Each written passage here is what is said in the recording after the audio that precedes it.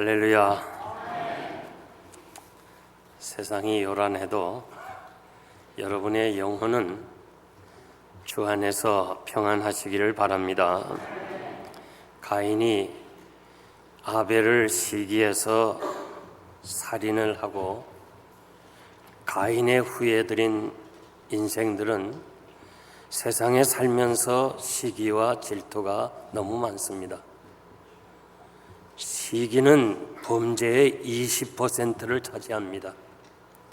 요즘 젊은이들은 친구가 결혼해서 잘 사는 것을 그냥 볼 수가 없어서 편지를 하고 전화를 해서 저 사람은 과거가 있는 사람이다. 요즘 젊은이들이 과거가 없는 사람이 어디 있어요? 그래서 행복한 가정을 파탄시키는 일이 많아요. 너무너무 참 세상이 악해지고 있습니다. 이 시기나 질투는 병과 같아서 하면 계속해서 하게 되는 겁니다.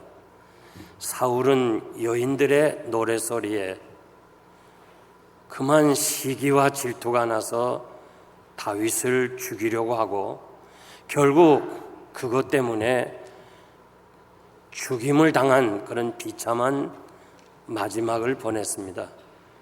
사실 사울 왕은 처음에 겸손하고 성령으로 충만한 사람이었는데 그만 여인들의 사울은 천천히고 다윗은 만만이라 하면서 다윗을 높여주는 그 노래소리에 시기 때문에 결국 그의 인생이 무너지는 그런 삶을 살았습니다. 사울 왕가가 망하고 다윗 왕이 흥하는 것을 시므이는 볼 수가 없었습니다. 왜냐하면 베냐민 집하고 같은 친족이기 때문에 저 다윗 때문에 이렇게 사울 왕가가 망했다는 그 사건을 두고서 항상 마음에 시기와 분노와 질투가 있다가 어느 날 다윗이 피난길에 올랐을 때에 그를 저주하면서 돌을 던지면서 피를 많이 흘린 자야 비루한 자야 떠나가라 하면서 다윗을 저주하고 욕을 했습니다. 그때 같이 피난길에 오른 장군들이 시므이를 죽이려고 할 때 다윗은 죽이지 마라. 혹시라도 하나님이 시므이를 통해서 나에게 하시는지 누가 알겠느냐. 용서했지만은 그러나 다윗의 마음에는 그것이 한이 맺혔어요. 그 욕하고 저주하는 그 악한 마음, 그 마음을 하나님이 아신 거예요. 얼마나 괴로웠으면 그가 아들에게 아들아 시므이가 나를 이렇게 저주했으니 그가 그냥 자연사로 백발이 돼서 그냥 가게 하지 말고 반드시 죽이라 그렇게 유언을 했습니다.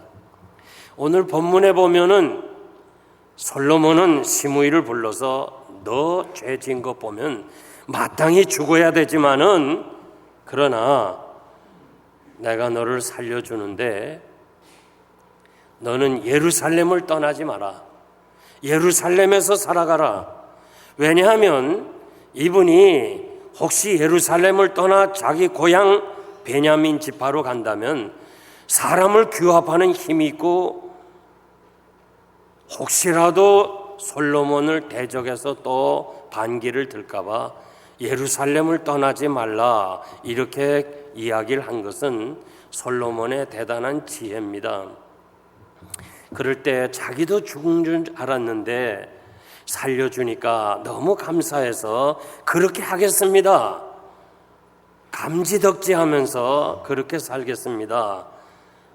그러다가 세월이 지나면서 3년이라는 세월이 지나면서 그 하나님 앞에서 약속한 솔로몬이 이렇게 말하자 네가 여호와께 맹세한 이스라엘 사람이나 우리는요 비슷한 게 많은데 무슨 약속할 때 나 거짓말 안 해요. 하나님께 맹세합니다. 그렇게 약속하는 것처럼 솔로몬 앞에서 하나님께 맹세하는데 내가 꼭 따르겠습니다. 그랬다가 그 종이 결국 예루살렘 밖으로 도망가서 기드론 시내를 건너 가드에 갔다는 소식을 듣고 그 종을 잡으러 갔다가 그 소식을 솔로몬에게 누군가가 전해주고 결국은 죽임을 당한 것이 오늘 본문의 내용입니다. 이 시므이의 죽음을 통해서 여러분들이 그냥 지나가지 말고 우리가 지금 계속해서 지난주에는 장군 욥에 대한 요압에 대한 그런 얘기를 우리가 들었지만은 오늘 다시 시므이의 죽음을 통해서 그가 왜 죽었느냐 이 사실을 생각하면서 여러분들이 시므이와 같은 사람이 되어서는 안 될 것입니다. 첫째는 예루살렘을 떠나지 말라. 36절에 보니까 왕이 시므이에게 너는 예루살렘에서 집을 짓고 거기서 살고 나가지 말라. 내가 만약 기드론 시내를 건너가는 날에는 정령 죽임을 당할 것이다. 시므이의 고향은 베냐민 지파고 기드론 시내를 건너야 돼요. 마치 뉴저지와 이 펜실바니아 경계가 이 델라웨어 강을 두고 경계를 삼은 것처럼 기드론 시내를 통해서 이쪽은 유다 지파고 저쪽은 베냐민 지파입니다. 시므이는 베냐민 지파의 사람이고 거기에서 대단한 어떤 그 영향력을 갖춘 사람이라고 그렇게 생각합니다. 다윗이 피난을 갔다가 돌아오는 예루살렘 길에서 이 시므이가 상황 판단해 보니까 다윗이 이제 끝난 줄 아는데 다시 압살롬이 죽고 환궁하면서 권세를 가지게 되니까 내가 저주한 거 이거 큰일 났다 싶어가지고 잘못을 구하러 오면서 베냐민 지파 사람 1000명을 거느리고 옵니다. 잘못에 구하러 오는 사람이 무슨 1000명을 거느리고 와요. 그때 다윗은 그를 용서해 줍니다. 여러 가지 이유가 있지만은 베냐민 지파 사람 1000명을 데리고 오는데 다윗이 환궁하다가 혹시 싸움이라도 벌어지고 혹시라도 베냐민 지파가 반기를 들까봐 마치 세바가 반란을 일으킨 것처럼 그렇게 할까봐 용서를 해줍니다. 이렇게 그 시므이는 베냐민 지파 사람들을 동원할 수 있는 능력이 있는 것 같아요. 그래서 솔로몬은 예루살렘을 떠나지 말라 한계를 준 것을 제가 그렇게 생각합니다. 이 예루살렘을 떠나지 말라 이 말씀은 우리에게도 넘어가서는 안 될 영적 구역이 있습니다. 우리가 하나님의 사랑과 은혜 안에 살고 있지만은 넘어가지 못할 선이 있어요.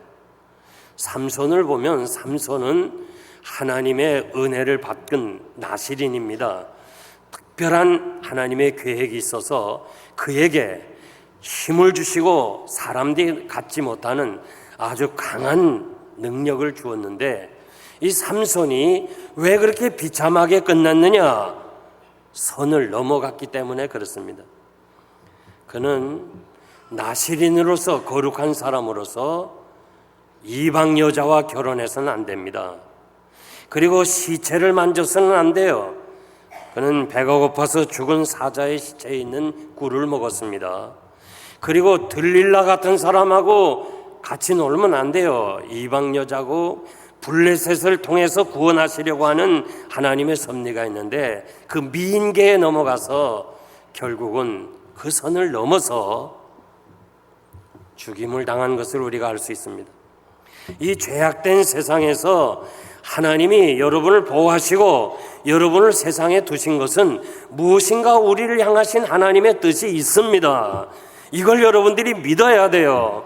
내가 우연히 사는 것이 아니고 내가 살고 싶어 사는 것이 아니고 나를 통해서 하나님이 하시고자 하시는 일이 있는데 그 뜻을 이루기 위해서 우리로 하여금 이 예루살렘을 떠나지 말아야 되는, 교회를 떠나지 말아야 되는, 이 교회를 통해서 하나님이 우리를 신앙으로 양육하고 하나님의 뜻을 이루어가게 하시는 것이 하나님의 소원이에요.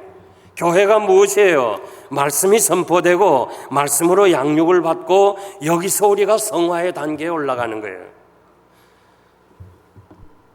우리가 세상에 살면서 죄를 지적해 주는 것이 어디예요? 여러분들이 지금 짓고 있는 죄를 회개할 수 있는 것이 어디예요? 교회 밖에도 있어요. 하나님의 말씀 외에 어디서 우리의 잘못을 지적받을 수 있으며 말씀을 듣지 아니하고서는 어떻게 지금 내가 행하고 있는 일이 바르게 행하고 있는가 알 수 있느냐 그 말이에요. 죄는 성도가 넘어서는 안 되는 경계선이에요. 성도의 영역이, 이 울타리, 이 죄라는 것이 뭐예요? 울타리를 넘어갔다는 거예요. 말씀의 울타리를 넘어가는 것이 죄입니다. 기드론 시내는 이 비가 내릴 때는 탕류가 흘러서 아주 범람해서 강이 되지만은 평소에는 팔레스틴 땅에는 비가 오질 않아서 비가 없는 간헐천이 돼가지고 그냥 사람이 왔다 갔다 하는 거예요. 죄라는 게 그거예요. 어떨 때는 분명히 보여요. 탕류같이 보여요. 아, 이거 죄가 아니고 죄구나. 안 되겠다. 보면서는 안 되겠다 하지만은 때로는 죄가 눈에 안 보여요. 남들도 뭐 다 하는데 뭐 장로님들도 하고 뭐 누구나 다 하는데 난 뭐 얼마든지 할 수 있잖아. 안 보입니다. 그런데 유일하게 죄를 지적하고 알 수 있는 것이 바로 교회예요. 교회를 떠나서는 바른 신앙생활 할 수 없어요. 교회 밖에는 구원이 없어요. 교회 안에서 있는 거예요. 우리 주님께서 부활하시고 40일 동안 계시면서 예루살렘을 떠난 모든 사람들에게 개인적으로 혹은 그룹적으로 혹은 500여 형제들에게 나타나셔서 저들에게 예루살렘을 떠나지 말라. 예루살렘이 불안하고 어렵고 무슨 일을 당하는지 모르니까 다 떠난 사람들에게 모으시면서 예루살렘을 떠나지 말라고 그랬어요. 주님이 우리에게 하신 말씀, 예루살렘에서 여리고로 가다가 강도 만난 사람의 비유를 들었어요. 예루살렘 뭐예요? 하나님의 은총이 함께 하시고 성령이 거하시는 정말 은혜스러운 장소인데 여리고 뭐예요? 향락의 도시예요. 하나님의 은혜를 떠나서 세상 길로 가지 말라. 그것을 우리에게 주는 메시지가 있습니다. 그러므로 우리는 어려움을 당해도 교회 안에서 당해야 되고 교회 안에서 해결해야 될 줄 믿습니다. 솔로몬이 시므이에게 내가 예루살렘을 떠나지 않는다면 내 생명은 보장되어 있다. 우리가 하나님의 은혜 안에 살면 반드시 하나님께서 우리의 생명을 보장해 주실 줄 믿습니다. 로마서 12장 3절 보니까 내게 주신 은혜로 말미암아 너희 중 각 사람에게 말하노니 마땅히 생각할 그 이상의 생각은 하지 말라. 생각을 단순하게 하라는 거예요. 그리고 믿음의 분량대로 지혜롭게 생각하라. 생각이 참 중요합니다. 여러분, 생각이 그 영역이 단순하게 해야 돼요. 자꾸 생각 위에 생각하고 또 생각하면 시험하는 자가 와요. 복잡하게 만들어요. 그리고 아이고 뭐 내 이 교회 떠나면 됐지 뭐 안 보면 됐지 뭐 하면서 우리를 교회를 떠나게 하는 거예요. 생각을 아주 단순하게 하라는 거예요. 믿음의 분량으로 하라는 거예요. 누가 여러분들을 정말 어렵게 합니까? 부담을 줍니까? 힘들게 합니까? 믿음이 거기까지밖에 없으니까. 믿음이 거기니까 내가 그래도 믿음이 저분보다 나니까 나도 저런 사람은 아니지 하면서 믿음의 분량대로 생각하고 이해하면 절대 그 인간관계 때문에 교회를 안 떠나는 거예요. 제가 여러분들에게 말씀드리는데요, 오늘 우리 장로님이 기도하신 대로 여러분들이 영생교회에서 신앙생활하는 거 정말 축복입니다. 축복이에요. 여러분들이 다른 교회를 가보시면 알아요. 오늘 이 시대에 정말 하나님의 말씀대로 가르치고 전하는 교회가 얼마나 많이 있어요. 교회가 다 똑같은 교회 아니에요. 그러니까 어떤 어려운 문제가 있어도 내가 이 교회 떠나면 나 죽는다, 그러면서 교회 안에서 모든 문제를 해결하려고 한다면 반드시 하나님이 여러분의 문제를 해결해 주시고 그런 것으로 인해서 더 하나님 앞에 복을 받을 줄 믿습니다. 두 번째, 은혜를 잊어버렸습니다. 39절에 보니까 3년 후에 시므이가 두 종이 이 기드론 시내를 건너서 바로 이 가드 지역으로 이렇게 도망간 얘기를 듣습니다. 저는 이 성경을 묵상해 보니까 시므이가 종이 많이 있었어요. 부자예요. 종이 한두 명 있으면 떠나는 거 금방 알지요. 그런데 누가 떠났는지 모르고 알려주었어야 하는 거예요. 그러니까 종도 많이 거느리고 있는데 이 두 종이 무슨 이유로 떠난지 몰라도 아마 우리가 도망가도 주인은 못 잡으러 올 거야. 솔로몬하고 약속했기 때문에 예루살렘을 떠나면 죽기 때문에 못 쫓아올 거다. 이렇게 생각해서 기드론 시내를 걷는 겁니다. 그런데 결국은 이 시므이는 두 종을 잡으러 갔다 와서 죽임을 당했습니다. 이 사건을 통해서 우리가 배워야 할 참 귀한 교훈은 자신은 죽을 죄를 지었어요. 죽어 마땅할 죄인이에요. 그런데 하나님이 살려주었습니다. 그리고 예루살렘을 떠나지 말라고 했어요. 하나님의 은혜예요. 그는 정말 생명을 구했을 때에 감사하고 또 감사했을 거예요. 그런데 3년이라는 세월이 지나면서 하나님의 은혜를 잊어버렸어요. 그리고 종을 찾아가야 되겠다. 당시에 종은요, 돈입니다. 돈으로 사고 파는 거예요. 자기 재산이에요. 재산 잃어버리면 안 되잖아요. 그 재산이 많은데 자기 생명보다 더 귀해요. 아니잖아요. 그런데 그 재물 찾으려고 결국 한계선을 넘었다가 죽임을 당했습니다. 신명기 8장 11절 이하에 보니까 하나님의 은혜를 잊어버리지 말라 하시면서 내 우양이 번성하고 내 은금이 증식되고 내 소유가 풍부하게 되고 부자가 될 때에 두렵건대 내 마음이 교만하여 하나님의 은혜를 잊어버릴까 하노라. 가난하고 병들고 약하면 하나님의 은혜 안 잊어버려요. 그런데 잘 되고 번성하고 부자 되고 물질이 풍요할 때 항상 경계할 것이요, 하나님의 은혜를 잊어버리면 안 돼요. 아멘입니까? 하나님의 은혜 잊어버리면 안 돼요. 신명기 주제가 뭐예요? 모세의 유언적 메시지인데 그 신명기 주제가 뭐예요? 하나님의 은혜를 잊어버리지 말라. 이상한 건요, 재물이 많아질수록요 더 하나님의 은혜를 기억해야 되는데 자꾸 잊어버리는 거예요. 자꾸 잊어버리는 거예요.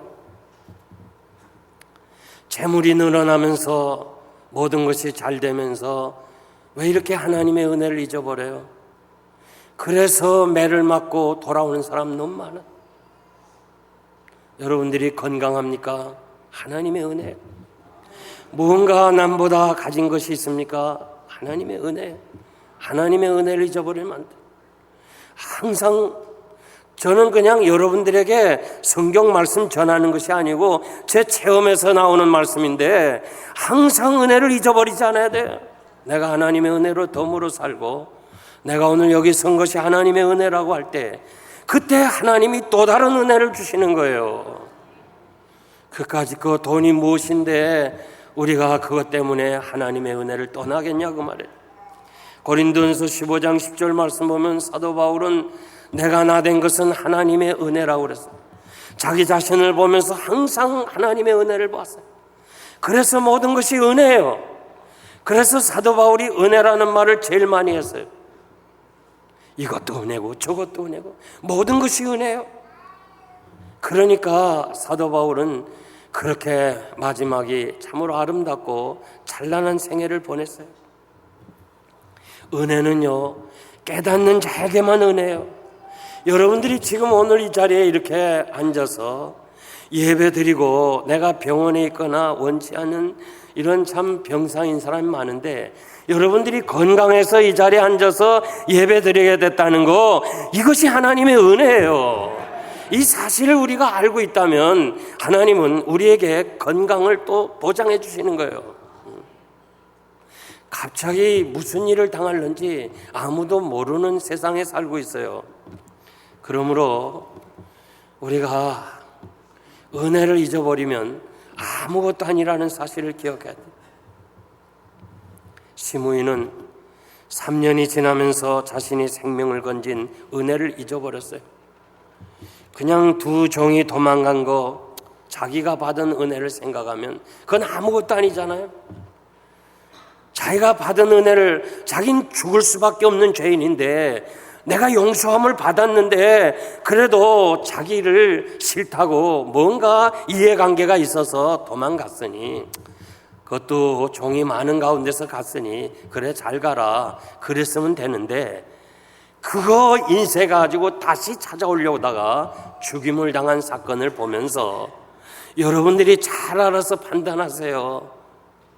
정말 받은 은혜가 큰 거 안다면요, 웬만한 거 눈 감아줄 땐 눈 감아주고 용서할 땐 용서하고, 그냥 가버린 사람에게는 그냥 가게 놔두어요. 끝까지 그냥 싸우고 가지고 취하고 고발하고 내가 가지겠다, 이것은 성도의 삶이 아닙니다. 베드로가 주여 형제가 용서하면 얼만큼 용서할까요? 7번 하면 되겠습니까? 7번은 칠진법이에요. 완전해요. 우리로 말하면 한 10번 하면 되겠습니까? 우리 주님이 70번씩 7번, 이거 490번 얘기하는 거 아닙니다. 끝까지 용서해주라. 끝까지 용서해주라. 그러면서 그 말씀하시면서 이런 비유를 말씀하세요. 우리 예수님께서 중요한 진리가 있다면 그 진리를 이해하도록 비유를 꼭 들었어요. 그래서 제가 설교하면서 결론을, 항상 그 결론을, 비유를 찾는, 예화를 찾는 게 얼마나 힘든지 몰라요. 성경 해석하는 것보다 더 어려워요. 그 주님이 비유를 하신 것은 그 비유를 잘하는, 기억되는 비유의 그릇에다가 진리를 담으라고 해서 비유를 말씀하는데, 어떤 한 사람이 1만 달란트의 빚을 졌어요. 평생 갚아도 못 갚아요. 그런데 선한 주인이 용서해 줬어요. 탕감해 줬어요. 네가 못 갚으니까 그냥 간둬라, 그만해. 그래서 막 감지덕지하고 너무 감사합니다 하면서 뭐 저를 아마 수십 번 했을 거예요. 고맙다고, 이렇게 그 빚을 평생 갚아도 못 갚는데, 감사하다고 오다가 집으로 가다가 자기에게 빚을 진 100데나리온 빚을 진 사람 잡아가지고, 멱살을 잡아가지고 너 죽인다, 너 안 내면, 그러면서 고발을 해가지고 경찰에 신고를 해서 감옥에 집어넣었어요. 이거 내 100데나리온 사기쳐갖고 내 돈 안 줬다고. 이 소식을 뒤늦게 선한 주인이 들었어요. 내가 1만 달란트 빚을 탕감해 주었는데 100데나리온 빚졌다고 감옥에 쳐넣는 그놈 당장 잡아오라. 그래서 네가 빚을 갚을 때까지 네가 감옥에 있어라. 자, 이 나쁜 사람 얼마 동안 감옥에 있어야 되나? 여러분들 이해를 돕기 위해서 말씀드리는데요, 한 달란트가 6천 데나리온입니다. 좀 계산을 해보세요. 복잡하면 하지 말고. 6천 데나리온인데요. 한 데나리온이 하루 품삯이에요. 일당. 그런데 이 1만 달란트는 100데나리온과 비교해 보니까 60만 배, 60만 배. 이 하루 품삯 한 데나리온이 그걸 갚으려면은 그렇게 하루 감옥에 있어야 된다 생각할 때 이 100데나리온과 1만 달란트는 60만 배니까요. 이거 계산하기 복잡해요. 나도 계산하려다 복잡했어요. 평생 감옥에 있어도 또 있어야 돼요. 그 왜 이렇게 말씀하셨는가 하니 너가 받은 은혜는 이렇게 크고 이렇게 큰 은혜를 받았으니 웬만한 형제들의 죄를 용서해 주라는 거예요.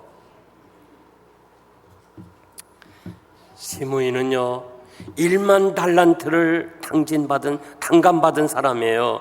그런데 이 100데나리온에 해당되는 종에게 그거 그냥 이해해 줬으면 되는데, 그냥 내버려 뒀으면 되는데 그거 잡으러 갔다가 죽임을 당한 사실을 기억하면서 나는 여러분들에게 부탁드리는데, 나 같은 죄인이 죽어서 마땅한 죄인이 하나님의 사랑으로 이렇게 참 복을 받고 산다면 여러분들이 용서 안 할 사람이 누가 있겠어요?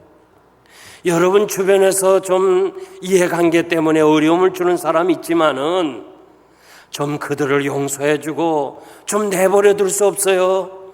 끝까지 잡아다가 고발해서 감옥에 쳐넣어야 되겠어요? 우리가 우리 자신 한번 깊이 생각해 보아요.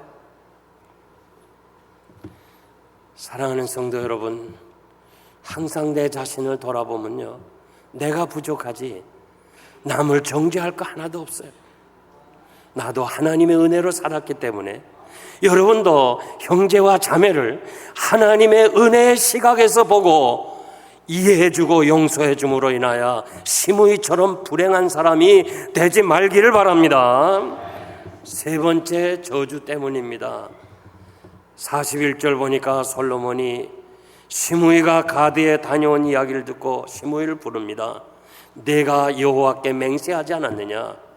그런데 내가 어떻게 해서 여호와께 맹세하고 나의 명령을 거역하고 이런 일을 행했냐 하면서 내 속에 있는 죄악이, 참 중요한 말씀이에요. 내 속에 있는 죄악이 내 부친에게 저주를 하게 되었고 그 저주가 내 머리로 돌아갔다. 내 잘못 아니라는 거예요. 하나님이 하신 것이라는 거예요. 시편 109편 17절 18절 말씀 보니까요, 저가 저주하기를 좋아하더니 그것이 자기에게 임하고, 그저 말만 하면 욕하고 저주하고 그것이 자기에게 임하고, 남에게 축복하기를 기뻐하지 아니하더니 복이 자기에서 멀리 떠났다는 거예요. 그저 남이 잘 되는 거 못 봐줘. 잠도 못 자, 밥도 못 먹어. 남이 잘 되는 거 보고 자기가 병들어 죽어요. 여러분, 다시 말씀드립니다. 시기하지 말아요. 질투하지 말아요. 남을 축복해 주시기를 바랍니다. 말이라는 것은 생각과 연관이 있어요. 그래서 그 사람의 인격을 보려면요, 그 말하는 것을 들어보면 알아요. 아, 이분이 어떤 수준에 있는가. 내 말은요, 내 마음을 움직여요. 선한 말 할 때 마음이 선해지고 선한 사람이 되고, 악한 말을 할 때 악한 사람이 돼요. 틀림없어요. 악한 사람 보세요. 말이 약해요. 그저 입만 열으면 욕만 나와. 그저 저주하고. 이스라엘 백성들이 그 보고서를 듣잖아요. 12명 정탐꾼에. 그래서 10명의 얘기를 듣고 뭐예요? 원망하잖아요. 모세와 아론을 향해서 저주하잖아요.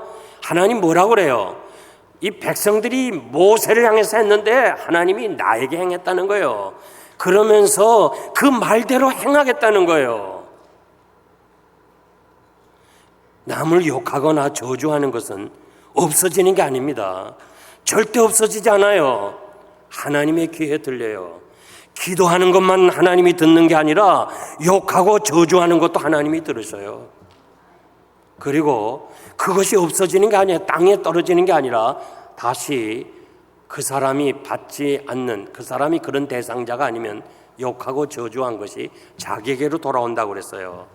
그러니까 여러분들이 세상을 살아가면서 좀 못된 사람 있죠. 그리고 또 사업하면서 힘들게 하는 사람들 있죠. 욕하거나 저주하지 말아요. 그저 축복해줘요. 그래, 잘 먹고 잘 살아라. 잘 먹고 잘 살아. 그러면서 축복해주면 그 축복이요 내게로 오는 거예요. 그냥 그 감자칩 얼마나 돼요? 그 1불도 안 되는 거 그거 그냥 먹었다고 죽이겠다고 권총으로 위협하다가 자기 죽었죠. 우리 교포들 몇 년 전에 일어난 사건 아니에요. 욕하거나 저주하지 말아요.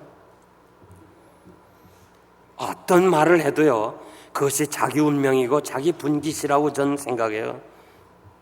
마태복음 12장 36절 보니까 사람이 무슨 무익한 말을 하든지 심판날에 이에 대하여 신문을 받으리니 내 말로 의롭다함을 받고 내 말로 정죄함을 받으리라.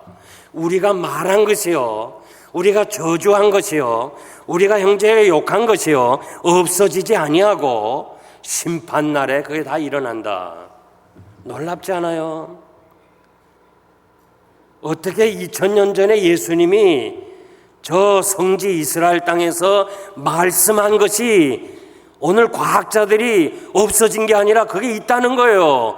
그 말을 지금 찾고 있잖아요. 아마 여러분의 생애에 나올 거예요. 우리 직접 주님이 하신 말씀. 이미 이집트의 그 피라미드 속에서 한 이야기는 찾고 있어요. 지금 없어진 게 아니라도요 이 공기 속에 다 있어요. 우리가 못 봐서 그렇지. 그러니까 욕하지 말아요. 저주하지 말고. 베드로전서 3장 9절 보니까 악을 악으로 갚지 말고 욕을 욕으로 갚지 말고 도리어 복을 빌어주라. 이것을 위해서 너희가 부르심을 입었고 그리고 너희가 복을 유업으로 받게 하려 함이니라. 당시에 고난받는 성도들에게 정말 얼마나 힘들어요. 죽이는데, 예수 믿는 거 하나 때문에 잡아 죽이는데 얼마나 미워요. 그 아픔을 당한 성도들에게 욕하지 마라, 저주하지 말고 그냥 복을 빌어주라. 그 복을 너희가 받을 것이라. 우리 주님이 제자들을 파송하면서 너희가 어느 집에 가든지 못된 사람 많이 만날 텐데 축복해주라. 그 축복해주면 그 복이 그 사람이 받지 못하면 그 복이 너희에게로 돌아오리라고 그랬습니다. 여러분 부탁합니다. 권면하는데 욕하지 말고 저주하지 말고 그저 복을 빌어주세요. 복 받으라고. 그저 복 받으라고. 그러면 그 복이 여러분에게 올 줄 믿습니다. 시편 46편 1절 보니까 하나님은 우리의 피난처시요 힘이 되시고 환난 중에 큰 도움이 되시나니 땅이 변하고 산이 흔들려 바다에 빠지든지 바닷물이 흉룡하든지 이렇게 어려워도 너희들은 가만히 있어 내가 하나님 됨을 알지어다. 열방과 세계 중에서 하나님이 다 주관하시고 하나님만이 높임을 받으신다. 시편 46편 10절 말씀이에요. 여러분 중에서 주변에서 어려운 일들이 일어나요. 정말 산이 흔들리고 바다가 빠지는 정말 너무너무 힘드는 이런 사건이 올 때도요 하나님 됨을 알지라다. 하나님이 살아계셔서 역사하는 거 알으라는 거예요. 하나님 됨을 알고 조용히 하나님께 맡기라는 겁니다. 요즘 그냥 신문이나 뉴스를 보면서요 욕을 하는 사람 많아요. 욕을 하는 사람 많아. 옛날엔요 제가 기억하기는요 어린 시절에 목사님이 신문에 난 사건이 있잖아요.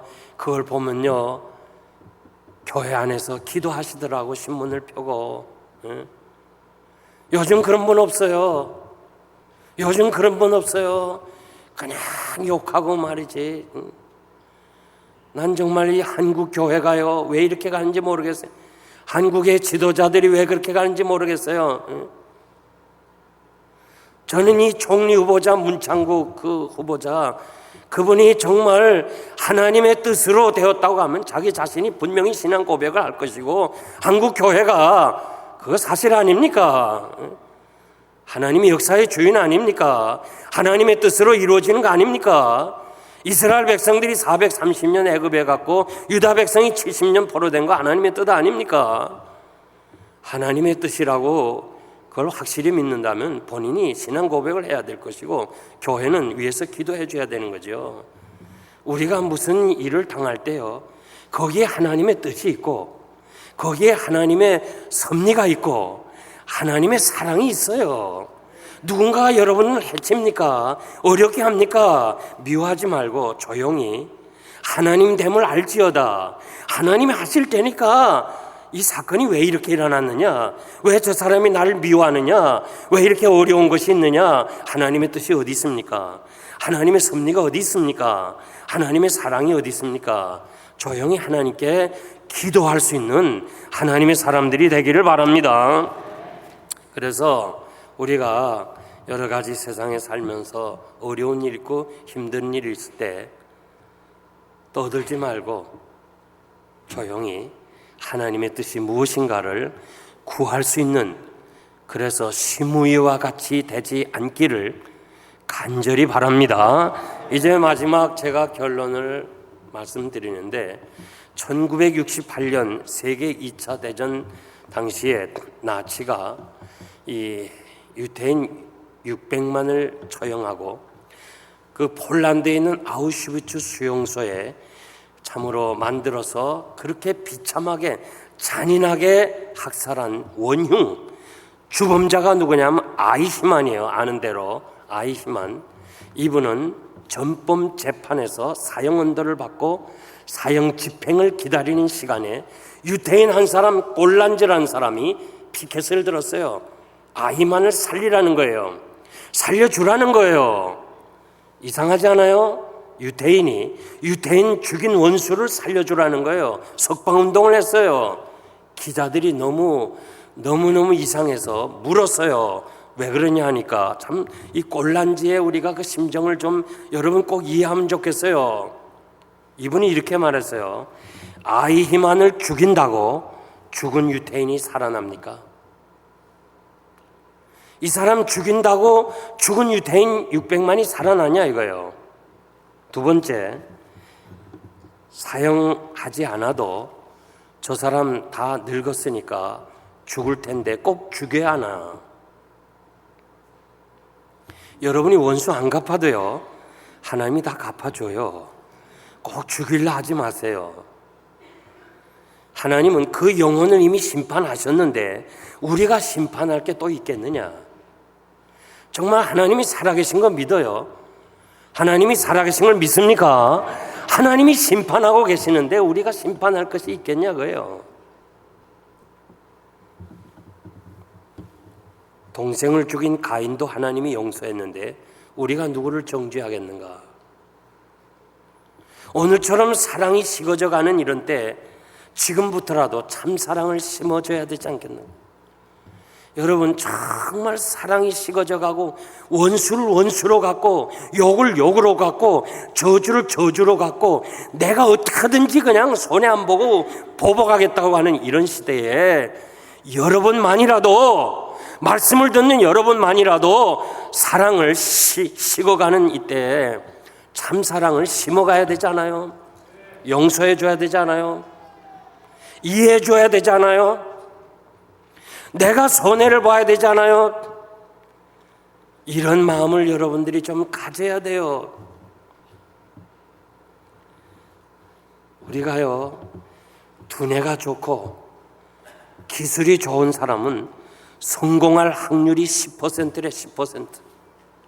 그러나 인간관계가 좋은 사람은요, 성공의 확률이 90%예요. 90%. 두뇌가 좋아서 성공하는 거 아니에요. 인간관계가 좋아야 돼요. 직장에서 해고되는 사람이 있는데 기술이나 능력이 부족해서 해고되는 사람보다 인간관계가 잘못돼서 해고되는 사람이 2배랍니다. 시므이 인간관계가 잘못됐어요. 다윗을 왜 저주해요? 왜 저주해요? 다윗이 저주받을 사람이 아닌데. 그리고 종이 도망갔으면 그 사람이 오죽했으면 도망갔겠어요? 자기가 잘해줬으면 도망갔겠어요? 여러분 직장에서 지금 사업터에서 같이 일하는 사람이요, 잘해주면 그 사람 나가요? 아니에요. 뭔가 잘못했기 때문에 나가는 거지. 사업 잘하는 사람 보면요, 일하는 사람이 오래오래 있더라고. 자꾸 사람들이 변동되는 것도 그 사람에게만 돌리지 말고 내게도 책임을 져야 돼요. 그리고 솔로몬과의 약속의 관계를 깨버렸어요.